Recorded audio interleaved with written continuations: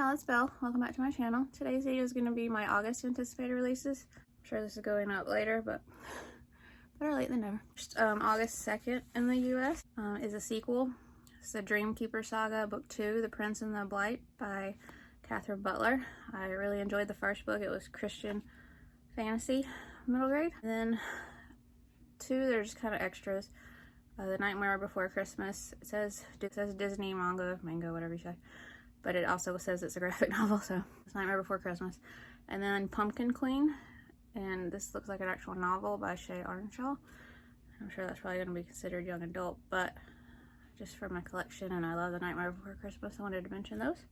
And then also on August 2nd in the US, The Ghost of Spruce Point by Nancy Tandon. Scoot over so I have somewhere to put the covers. 12-year-old Parker has grown up in his family's home away in, nestled on a wooded peninsula in Maine called Spruce Point. His best friend Frankie has been staying at the inn every summer for years with her family. Together they've had epic adventures based out of a nearby old treehouse that serves as their official headquarters for kids' confidential meetings. But lately business at the inn hasn't been great, and Parker is pretty sure he knows why. It's long been rumored that Mrs. Rolvig, one of the few year-rounders on Spruce Point, has unique abilities of the supernatural kind. And Frankie is absolutely sure she saw a ghost on Miss Grovlig's property. As more and more spooky happenings occur around the point, Parker and Frankie are convinced Spruce Point has been officially cursed. The author said the book glows in the dark too, I think. So I'm very excited. Plus, it just sounds amazing, like a perfect spooky read, and I love my spooky middle grade. Also on August 2nd in the US, Hummingbird by Natalie Lloyd. 12-year-old homeschooled Olive is tired of being seen as fragile, just because she has osteogenesis imperfecta, otherwise known as brittle bone disease. So she's thrilled when she finally convinces her parents to let her attend Macklemore Elementary. Olive can't wait to go to a traditional school and make the friends she's always longed for, until a disastrous first day dashes her hopes of ever fitting in. And then Olive hears whispers about a magical, wish-granting hummingbird that supposedly lives near Macklemore. It'll be the solution to all her problems. If she can find the bird and prove herself worthy, the creature will make her most desperate secret wish come true. When it becomes clear that she can't solve the mystery on her own, Olive teams up with some unlikely allies who help her learn the truth about the bird. And on the way, she just might learn that our fragile places lead us to the most wonderful magic of all. Sounds like such a heartwarming read and full of important messages. And I love the Problem Children series I read by her, and I have 2 of her other books I want to read, so I'm very excited. Also on August 2nd in the US, The Devouring Wolf by Natalie C. Parker. Little Wolf, here I come. It's the eve of the first full moon of summer, and 12-year-old Riley Callahan is ready to turn into a wolf.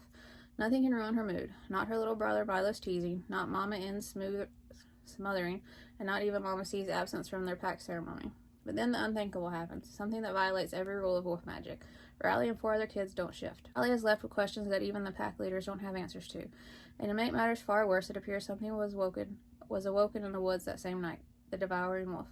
The elders tell the tale of the devouring wolf to scare young pups into obedience. It's a terrifying campfire story for fledgling wolves, an old legend of a giant creature who consumes the magic inside young werewolves. But to Riley, the devouring wolf is more than lore. It's real, and it's after her and her friends. Like such a spooky, unique read. So on August 2nd in the US, Coming Up Cuban by Sonia Manzano. And it says 15-time Emmy Award winner Pura Belpre, honoree Sonia Manzano examines the impact of 1959 Cuban Revolution on 4 children from very different walks of life. In the wake of a new regime in Cuba, Ana, Miguel, Zelima, and Juan learn to find a place for themselves in a world forever changed. In a tumultuous moment of history, we see the lasting effects of a revolution in Havana, the countryside, Miami, and New York. Through these snapshot stories, we are reminded that regardless of any tumultuous times, we are all forever connected to our humanity. Sounds like such an important read. Also in the US on August 2nd, Alliana, Girl of Dragons by Julie Abe. Once upon a time, Alliana believed in dreams and fairy tales as sweet as spun sugar clouds. Alliana wished on shooting stars, sure that someday she and her grandmother would be able to travel to the capital city to see the queen. Then her grandmother passed away, and those dreams disappeared in a disenchanted puff. Now Alliana is forced to attend to the whims of her wicked stepmother, with long days of cleaning her stepfamilies in as her skin burns raw, or staying up until the crack of dawn to embroider her stepsister's ball gowns, until she meets 2 beings who change her life forever. The first is a young night dragon who Alliana discovers she can magically talk to, and the second is Nella, a young witch. Nella needs Alliana's help navigating the mysterious abyss, filled with dangerous beasts, a place Alliana knows by heart. Alliana sees Nella's request as a chance to break free of her stepmother's shadow and to seize a chance at a life she's barely dared to hope for. But there's a risk. If caught, Alliana will be stuck working for her stepmother for the rest of her life. Can Alliana truly make wisps of dreams into her own better than a fairy tale happily ever after? And it says it's inspired by Japanese Cinderella story, and set in the same world as Evergreen series, but this story can be read as a standalone. I have that series, those 2 books that are currently out in that series too. So I want to read those first, then this one, but it sounds amazing. Also on August 2nd in the US, Fenris and Mott by Greg Van Eckhart. When Mott finds a puppy abandoned in a recycling bin, she's ready to do everything she can to protect him. What she doesn't realize, however, is that this is the legendary wolf Fenris, who's prophesied to bring about the end of the world by eating the moon. Now Mott has found herself in charge of making sure the hungry pup, who's busy munching on lampposts, cars, and water towers, doesn't see all of California as an appetizer, while also hiding him from the Norse gods who are hot on his trail, determined to see the prophecy come true. Mott vows to protect Fenris, rescue him from his destiny, and prevent the world from ending. But will she be able to keep her promise, or has she bitten off more than she can chew? It sounds so interesting, and I'm really excited for that. And then on August 4th in the UK, a sequel to The Light Hunters by Dan Walker, which I read forever ago. This is a long while coming, but I'm so happy it is coming. The Last Monster by Dan Walker. I love The Light Hunters by him, and I really wanted a sequel, so I'm so happy for one's finally coming out, and I cannot wait to read this. Also on August 4th in the UK, Alex Neptune, Dragon Thief by David Owen. Meet Alex Neptune, the boy with the power of the ocean in his hands. For as long as Alex Neptune can remember, the ocean has been trying to kill him, so he's not too happy when a bunch of sea creatures drag him to the abandoned aquarium on the hill, where an imprisoned water dragon needs his help. But how can he say no to a magical myth? Recruiting his tech genius best friend Zoe, legend lover Anna, and a sharp-shooting octopus, 4 acrobatic otters, and a thieving seagull, Alex plots a heist to break the dragon out, and suddenly discovers the power of the ocean at his fingertips. Sounds so great. Also on August 4th in the UK, The Accidental Stowaway by Judith Eagle. Liverpool, 1910. When Patch runs up the gangway of steamship RMS Glorious, she isn't planning to hang around, but as she leaves her hiding place, the constable might catch her. Sitting tight is worth the risk. Too late, she realizes the ship is setting sail. Patch has become an accidental stowaway. Luckily, Patch's unconventional past has made her pretty fearless when it comes to fending for herself, and besides, there are friends in high and low places to be made on board. But hiding away becomes less and less easy. Her new friends urgently need her help, and there's a mystery that needs solving, all before they reach New York. RMS, I almost thought Titanic, and then they're sailing for New York too, so I already love the setting in 1910, and I love what I've read from this author, so very excited. Also on August 4th in the UK, Running Out of Time by Simon Fox. I can still time. The most I can take at the moment is 15 seconds, which is not a lot. Grandmother took almost 3 minutes once, and she told me she's done more, but I never saw it. She says there are stories of someone who can take all the time in the world, but how can that be right? When Alex and his father are forced to flee their home to escape a brutal government, they begin a life-threatening journey across Europe. But when they are separated before they can reach Britain, Alex finds himself alone with only his extraordinary gift to keep him alive. So intrigued by that. Also on August 4th in the UK, Eclair, Spy Extraordinaire, A Recipe for Trouble. And since it's got those 2 separate, I'm assuming it's the first in the series, by Sarah Todd Taylor. Baker by day, spy by night. Eclair leads an exciting double life. A mysterious message sends Alice on a mission aboard France's most glamorous train. She must uncover an enemy agent before they reach their final stop, but everyone on the train seems to be hiding something. Armed with her whisk, her wits, and her will to succeed, Alex has a spy to catch. Okay, train, baking, mystery. I'm just so excited for this. Also on August 4th in the UK, The Worlds We Leave Behind by A.F. Harold. Hex never meant for the girl to follow him and his friend Tomo into the woods. He never meant for her to fall off the rope swing and break her arm. When the finger of blame is pointed at him, Hex runs deep into the woods, and his fierce sense of injustice leads him to a strange clearing in the woods. A clearing that has never been there before, where an old lady in a cottage offers him a deal. She'll rid the world of those who wronged him, and Hex can carry on his life with them all forgotten as if nothing ever happened. But what Hex doesn't know is someone else has been offered the same deal. When Hex's best friend Tomo wakes up the next day, he is in a completely different world, but he only has murmurs of memories of the world before. Moments of deja vu that feel like Tomo has lived this day before. Can Tomo put the world right again, back to how it was, or can he find a way to make a new world that could be better for them all? It just sounds so interesting. I'm just so intrigued by that one. So on August 4th in the UK, Mia and the Lightcasters by Janelle McCurdy. Then it also comes out in the US in September. Beware of the shadows, the Reaper King is coming. Mia always dreamed of being an Umbra tamer until she met the wild creature of the Nightmare Plains. Since that day, she prefers to stay safe within the walls of Nubis. Safe, that is, until a surprise attack. With her parents captured, Mia's only hope is to travel to the City of Light to find help, but with only her little brother, 2 friends, and 1 solitary tamed Umbra, the journey feels impossible. Mia not only has to overcome her fears, she also has to learn to harness her Umbra taming abilities if they are to complete the quest in time. That sounds incredible. Rosie Raha, I think that's how you say it. Churchill's Spy by Sophia Ahmed. July 1941. Rosina Raha is half Indian and half English. She has always lived in India, so when her mother passes away and she moves to England, where it rains all the time, she is miserable and doesn't have any friends. Life changes dramatically for Rosie when she discovers that her Army captain father is actually a spy for the British government. She can't bear to be left behind, so she stows away in his plane. Finding herself in occupied France, Rosie is soon drawn into the struggle against the Nazis.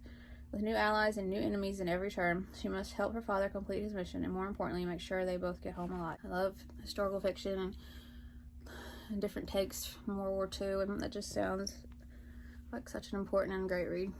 Also on August 4th in the UK, The Dangerous Life of Ophelia Bloom by Susie Bauer. Ophelia Bottom longs for an ordinary life, to have normal, well-behaved parents rather than embarrassing actors, and to live in a house that stays still. Instead, she's stuck living in a rickety converted van and having to manage her parents' often disastrous plays at Bottom's Traveling Theater. When the family are forced to stay in the idyllic town of Stopford, Ophelia's dream appears to be coming true. But someone is trying to drive the Bottoms out, and there's the issue of the strange Stopford motto. Plastic is fantastic, different is dangerous. Can Ophelia discover what lurks behind Stopford's perfect appearance? Stopford sounds kind of like Stepford's. Stepford wives, like the perfect little... So yeah, very excited for that. Then on August 9th in the US, the Tristan Strong graphic novel, and Big Honcho Media recently sent me this, and I'm very excited, and I've talked about that a bunch on here, so I won't read the synopsis. It's just the graphic novel adaptation of the first book in the trilogy. And I've also read the synopsis for this recently, since I had received a copy for review, The Impossible Girl by Ashley White, and I've read it and loved it. It's a new favorite, and I cannot wait for more. Also on August 9th in the US, The Two Wrong Halves of Ruby Taylor by Amanda Panich. Purdue granddaughters Grandma Yvette clearly prefers Ruby Taylor's perfect and perfectly Jewish cousin Sarah. They do everything together, including bake cookies and have secret sleepovers that Ruby isn't invited to. 12-year-old Ruby suspects Grandma Yvette doesn't think she's Jewish enough. The Jewish religion is matrilineal, which means it's passed down from mother to child, and unlike Sarah, Ruby's mother isn't Jewish. But when Sarah starts acting out, trading in her skirts and cardigans for ripped jeans and stained t-shirts, getting in trouble at school, Ruby can't help but be somewhat pleased. Then Sarah suddenly takes things too far, and Ruby is convinced Sarah is possessed by a Dibuk, an evil spirit that Ruby may or may not have accidentally released from Grandma Yvette's basement. Ruby is determined to save her cousin, but a Dibuk can only be expelled by a pious Jew. If Ruby isn't Jewish enough for her own grandmother, how can she possibly be Jewish enough to fight a Dibuk? I love the other book that I read by this author. It was amazing, so I'm so excited that she has a new book out. Also on August 9th in the US, Big Rig by Louise Hawes. Life on the road with Daddy is as good as it gets for Hazmat. Together, they've been taking jobs and crisscrossing the U.S. for years. Now Daddy's talking about putting down roots, somewhere Hazmat can go to a real school and make friends, somewhere Daddy doesn't have to mail-order textbooks about nature's promise to all women, somewhere Mom's ashes can rest on a mantle and not on a dashboard. While everything just keeps changing, sometimes in ways she can't control, Hazmat isn't ready to give up the freedom of long-distance hauling. Sure, the road is filled with surprises, from plane crashes and railroad trucks to runaway hitchhikers and abandoned babies, but that all makes for great stories. So Hazmat hatches a plan to make sure Daddy's dream never becomes a reality, because there's only one place Hazmat belongs, in the navigator's seat right next to Daddy, with the whole country flying by, and each day different from the last. Like, such a great, different kind of story. Also on August 9th in the US, Elsewhere Girls by Emily Gale and Nora Wheatman. This is the story of Kat and Fan. Kat has recently started a new school and a sports scholarship, and she's feeling the pressure of early morning training sessions and the need for total commitment. Fan loves to swim, and she lives for racing, but family chores and low expectations for girls make it very hard for her to fit in even the occasional training session. Kat and Fan have never met. They both live in the same suburb, but in different worlds, or at least different times. Kat lives in the present and Fan in 1908, but one day, time slips and they swap places. As each girl lives the other's life, with all the challenges and confusion it presents, she comes to appreciate and understand herself and the role of swimming in her own life. I'm very excited for this. Also on August 9th in the US, The Daredevils by Rob Boyer. Loretta and her twin brother Waylon are headed to middle school. Loretta has always been quick with her fists and her wits. Since Waylon is on the small side, Loretta doesn't let anyone mess with him, but now she worries he won't survive without her by his side. Her secret plan: bulk him up with muscle over the summer. Little does she know that Waylon has a plan of his own. He'll show his sister he can take care of himself. As each puts their strategy in motion, Loretta and Waylon spend the summer going into the woods behind their house, even sneaking there in the dead of night. That's where they first encounter Louis, who is about their age but noticeably bigger. Louis is homeschooled, he explained when Loretta gives him the 3rd degree. Loretta, Waylon, and Louis soon fall into a comfortable friendship and continue their nightly forest adventures. When they unearth a mysterious box, the past collides with the present, propelling the trio on a quest that will forever change their lives. Sounds like a great summer story with some kind of mystery. On August 16th in the U.S., a sequel to Night Books by J. White Grave Books, and I loved Night Books so much. I love all the books I've read about this Shadow School series I loved, and Night Books, and the movie Night Books that was made for Netflix was amazing, so I'm so excited for the sequel coming out, Grave Books. Recently showed this in a book haul, so I'm not going to read the synopsis. Disappearing House by Ali Melanenko. I love The Ghost Girl, and I'm so excited that I got that. Thank you so much, HarperCollins, for sending me that. Also on August 16th in the U.S., The Black Slide by J.W. Ocker. Griffin Birch isn't known for being brave, but there is something about the new black slide on the elementary school playground that's made him curious. Against his better judgment, he just has to follow his best friend Layla down. But the black slide is no ordinary piece of playground equipment. What Griffin and Layla find at the other end of the strange portal is a cruel world populated by bloodthirsty creatures on a quest to become immortal. And it's up to Griffin to save himself, his best friend, and the future of Earth itself. I read The Smashed Man of Dread End by him, and I really enjoyed it, so I'm so excited to read this. It sounds really creepy and spooky, and I'm so excited. Also on August 16th in the U.S., Courage Like Kate by Anna Crawley Redding and Emily Sutton. It says it's an illustrated picture book biography based on the life of Kate Moore, a 12-year-old lighthouse keeper of the 19th century who saved the lives of 23 sailors. The art just looks beautiful. With an evocative text and stunning illustrations, travel back to the stormy rocky shores of 19th century Connecticut and meet an unforgettable heroine, at a time when girls were considered anything but. Fairweather Island had seen blustery blizzards and rip-roaring tides, but it had never met a pint-sized hurricane until Kate Moore claimed that tiny island as her own. Little Kate was supposed to be the lighthouse keeper's daughter, but she thought of herself as Papa's assistant. The 33 spiraling lighthouse stairs finally took a toll on Papa's body, and so 12-year-old Kate stepped up. Over the years, she kept the flame lit to guide the ships to safety, listened for cries for help, and time and again pulled men to safety, 23 of them in all. At the age of 47, Kate received word she had been named the official lighthouse keeper of Fairweather Island. This girl power picture book introduces a small heroine who, with her can-do attitude and incredible spirit, is sure to inspire. I don't get a lot of picture books. That one just sounds so incredible and inspiring, and the art just looks stunning. Also on August 16th in the U.S., Tales to Keep You Up at Night by Dawn Popwaki. Amelia is cleaning out her grandmother's attic when she stumbles across the book, Tales to Keep You Up at Night. But when she goes to the library to return it, she's told that the book never belonged there. Curious, she starts to read the stories. Tales of strange incidents in nearby towns, of journal entries chronicling endless, twistless pumpkin vines, birthday parties gone awry, and cursed tarot decks. And at the center of the stories lies a family of witches, and witches, she's told, can look like anyone. As elements from the story begin to come to life around her, and their eerie connections become clear, Amelia begins to realize that she may be in a scary story of her home. That sounds so perfect. And also on August 16th in the U.S., Goblin Market by Diane Zoller. Lizzie and Minka are sisters, but they're nothing alike. Minka is outgoing and cheerful, while Lizzie is shy and sensitive. Nothing much ever happens in their sleepy village. There are fields to tend, clothes to mend, and weekly trips to the market. Predictable is the turning of the seasons. Lizzie likes it that way. It's safe, it's comfortable. She hopes nothing will ever change. But one day, Minka meets a boy who gives her a plum to eat. He is charming, he is handsome, he tells her that she's special. He tells her no one understands her like he does, not her parents, not her friends, not even Lizzie. He tells her she should come away with him into the darkness, into the forest. Minka has been bewitched and ensnared by a Duze. I don't know if I'm saying that right. A goblin. His plum was poison, his words are poison, and strange things begin to happen. Trees bleed, winds howl, a terrible sickness descends on Minka, and deep in the woods, in a place beyond sunshine, beyond reality, a wedding table has been laid. To save her sister, Lizzie will have to find courage she never knew she had, courage to confront the impossible and enter a world of dreams, danger, and death. That just sounds so amazing, and that cover is beautiful. Also on August 16th in the U.S., Dragonfly Eyes by Zhao Wisman, translated from Chinese by Helen Wing.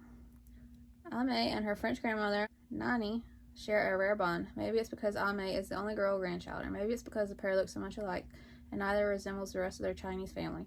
Politics and war make 1960s Shanghai a hard place to grow up, especially when racism and bigotry are rife, and everyone seems suspicious of Nani's European heritage and interracial marriage. In this time of political upheaval, Ame and her family suffer much, and when the family's silk business falters, they are left with almost nothing. Ame and her grandmother are resourceful, but will the tender connection they share bring them enough strength to carry through? As this multi-generational saga by one of China's most esteemed children's authors takes the reader from 1920s France to a ravaged post-war Shanghai and through the convulsions of the Cultural Revolution. It's such an amazing and important read. Also on August 16th in the U.S., Tumble by Celia C. Perez. 12-year-old Adela Addie Ramirez has a big decision to make when her stepfather proposes adoption. Addie loves Alex, the only father figure she's ever known, but with a new half-brother due in a few months and a big school theater performance on her mind, everything suddenly feels like it's moving too fast. She has a million questions, and the first is about the young man in the photo she found hidden away in her mother's things.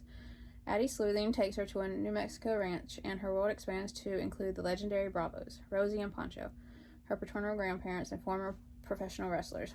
Eva and Maggie, her older identical twin cousins who love to spar in and out of the ring, Uncle Mateo, who's lucha couture and advice are unmatched, and Manny, her biological father, who's in the midst of a career comeback. As luchadoras, the Bravos' legacy is strong, but being a part of a family is so much harder. It's about showing up, taking off your mask, and working through challenges together. Sounds amazing. I grew up watching wrestling with my brother, and so I just love that element being in there. So, and then August 23rd in the U.S., Francis and the Monster by Reef Tuma. And I read this a while ago, and the author had sent me a advanced reader's copy, and I loved it. Such a great story. Frances was just trying to prove her scientific worth to her parents so they would take her with them to their scientific symposiums for once. Instead, she reawakened her great-grandfather's secret and most terrible invention. Before it can destroy the town, she sets off after it with her pet chimp and sarcastic robot tutor by her side. But monster hunting isn't easy, and she'll have to face a persistent constable, angry locals, and an unexpected friendship ahead, all while the trail for the monster goes cold, and time is running out before her science career, and the city itself are doomed forever. And it's just such a great twist on Frankenstein, and I just love it, and I can't wait to get a beautiful finished copy. Also on August 23rd in the U.S., Miracle Season by Beth Otala. 13-year-old Persephone Pearl Clark has never met a plant that wouldn't bud or bloom for her. But lately, between the accident that left her older brother Levi with an irreversible brain injury, a messy fight with her once best friend Maya, and a pile of lies growing faster than the stack of medical bills she collects from the post office every day, Persephone is stuck. She would give anything to change things for her family, but unfortunately money doesn't grow on trees.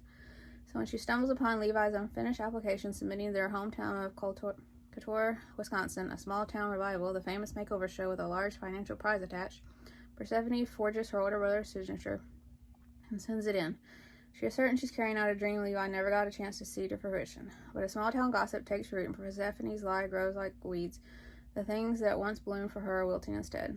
With the help of unexpected allies, including a wonderful, peculiar old woman and her possibly magical cat, Persephone learns that while planting the seeds of truth is never easy, everything blooms when it's ready. Sounds like a great story with some important messages at its core. A middle grade cat. It's funny how I love middle grade cats so much, but I'm not a cat person, I'm a dog person.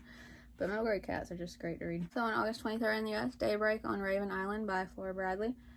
Tori, Marvin, and Noah would rather be anywhere else than on the 7th grade class field trip to Raven Island Prison.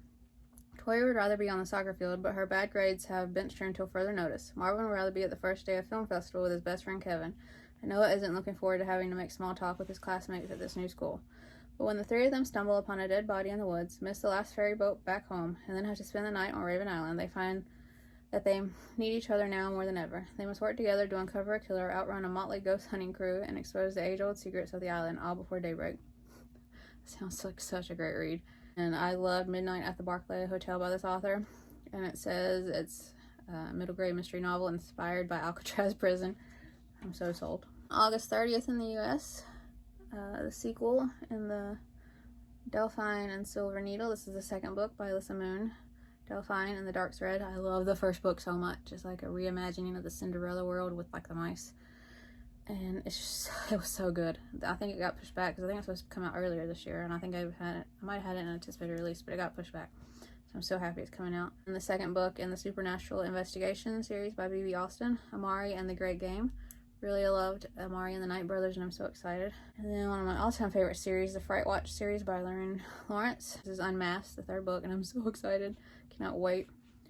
And then just some editions of these books that I love, except the one that I still need to read that I want to, by Frances Hodgins Burnett, The Secret Garden.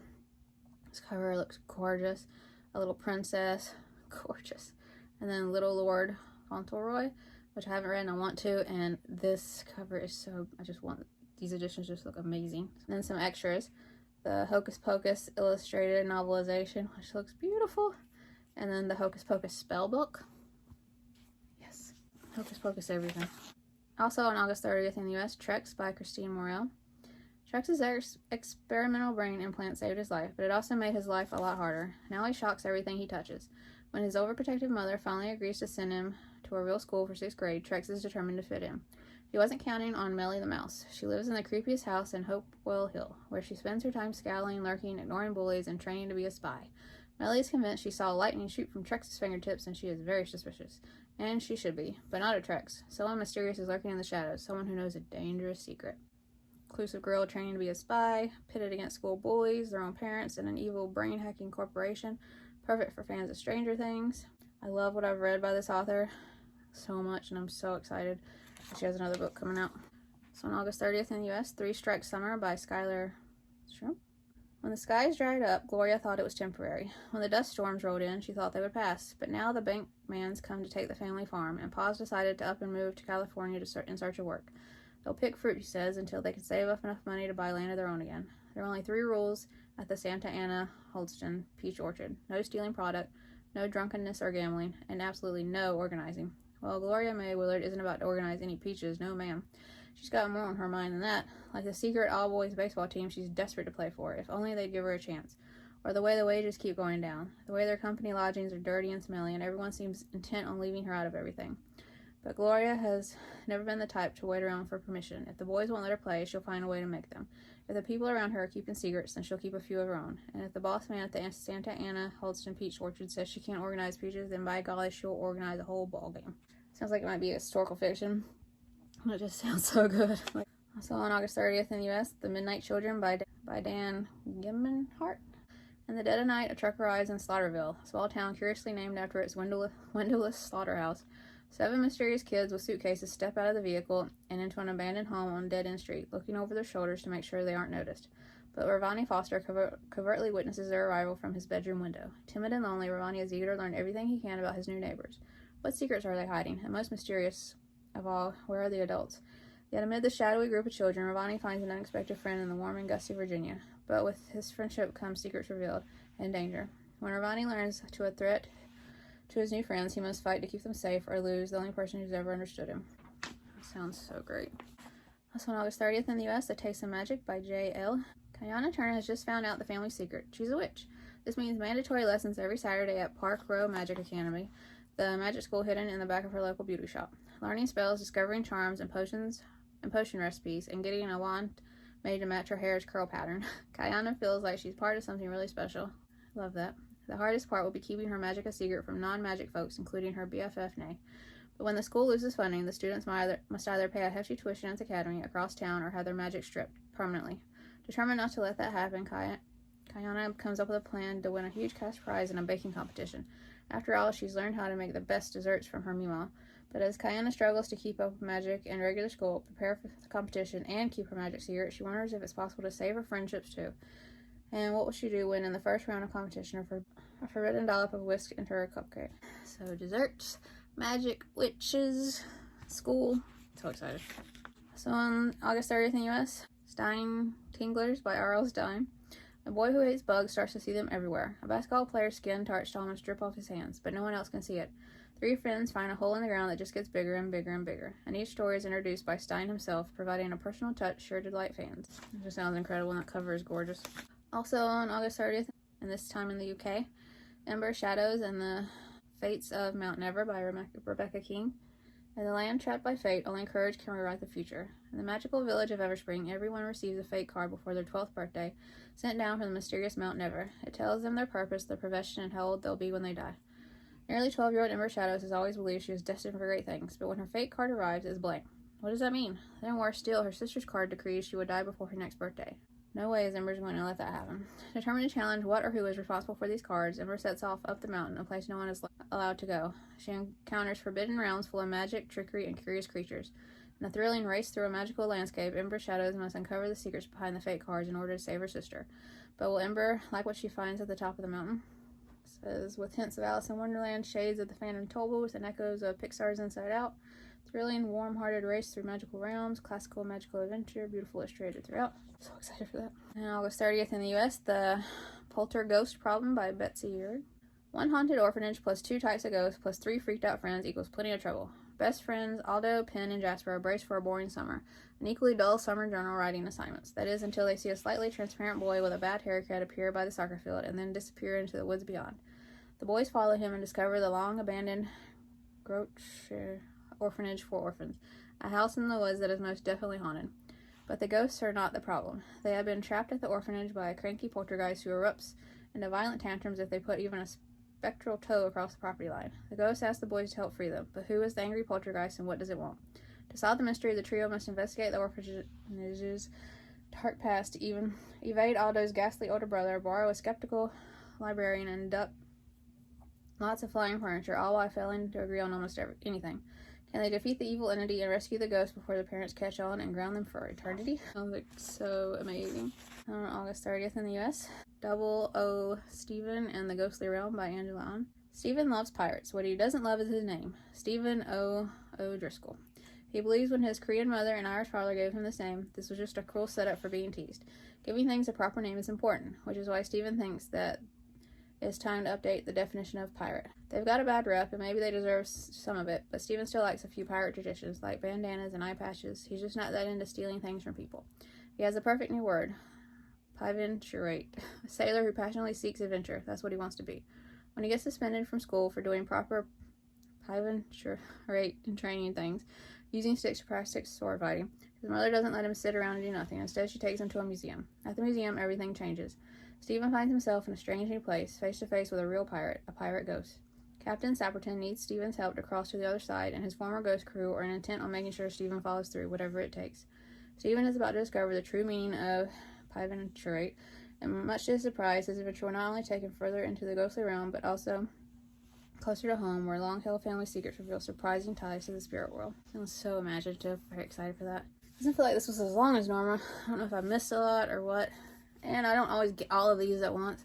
I get most of them, and then some of them I just keep the wish list, and when like Amazon has a sale, I'll be able to get them too. But I'm sure I missed some, but hopefully not a lot.